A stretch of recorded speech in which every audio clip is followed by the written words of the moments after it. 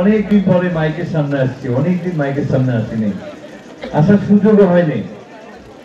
আমরা উপজেলা পরিষদে 5 বছর চেয়ারম্যান ছিলাম, এরপরে আবার 4 মাস ছিলাম, তখনও মাইকের সামনে আসার সুযোগ হয়নি, কারণ উপজেলা পরিষদের চেয়ারম্যান হিসাবে সকলের চেয়ারম্যান ছিলাম, দায়িত্ব পালন করেছি। তার জন্য কারো পক্ষে বিপক্ষে বলার সুযোগ গত 5 বছর 4 মাসে পাই নাই।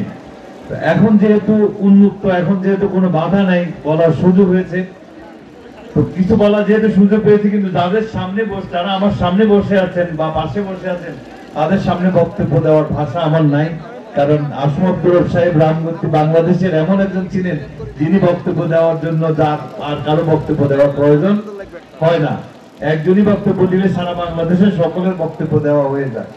তো আমরা রামগতির মানুষ সৌভাগ্যবান যে আমরা শেষ বয়সে অন্তত বেগম খালেদা জিয়া এবং আমাদের নেতা তারেক রহমানের মনোনীত ধানের শীষ প্রতীক নিয়ে যদি ওনারা আসেন, আমরা রামগতিতে যারা বিএনপি মনে আছে, আমরা বিএনপি পরিবার আছি, এবং আমি আমার রামগতির উন্নয়নের স্বার্থে এবং রামগতির সকল হানাহানির ঊর্ধ্বে উঠে আমি আমাদের যত রাজনৈতিক দল আছে রামগতিতে সবার কাছে বিনীত অনুরোধ থাকবে, আসুন আমরা রামগতির উন্নয়নের স্বার্থে এই জাতীয় বীরকে শেষ জীবনে শেষবার একবার আমরা সম্মান জানিয়ে আমরা সকলে ঐক্যবদ্ধভাবে তার নির্বাচন আমরা করব।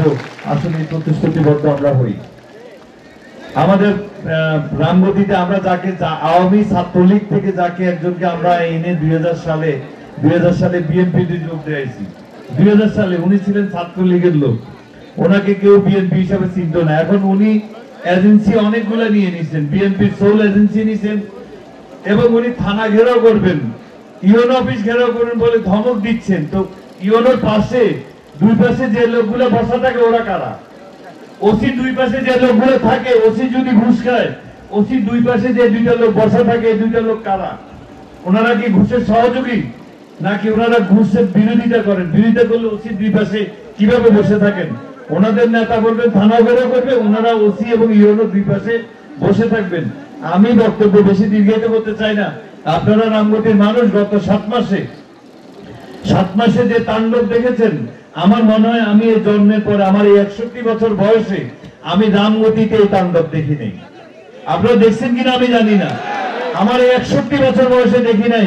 উনি নায়কের মতন, ওই যে খলনায়করা যেরকম নাইচা কুইজা এদিকে দৌড়ে ওদিকে দৌড়ি, একবার অভিনয় করে উনি যখন বক্তব্য দেন, ওনার সেই 61 বছরের যে 7 মাসের এই কলঙ্ক দায় উনি দিতে দিতে ওনার রাজনীতি শেষ হয়ে যাবে।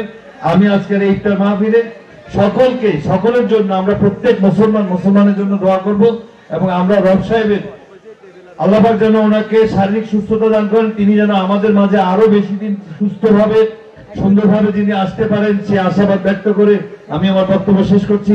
আল্লাহ হাফেজ, সবাই ভালো থাকবেন। আসসালামু আলাইকুম।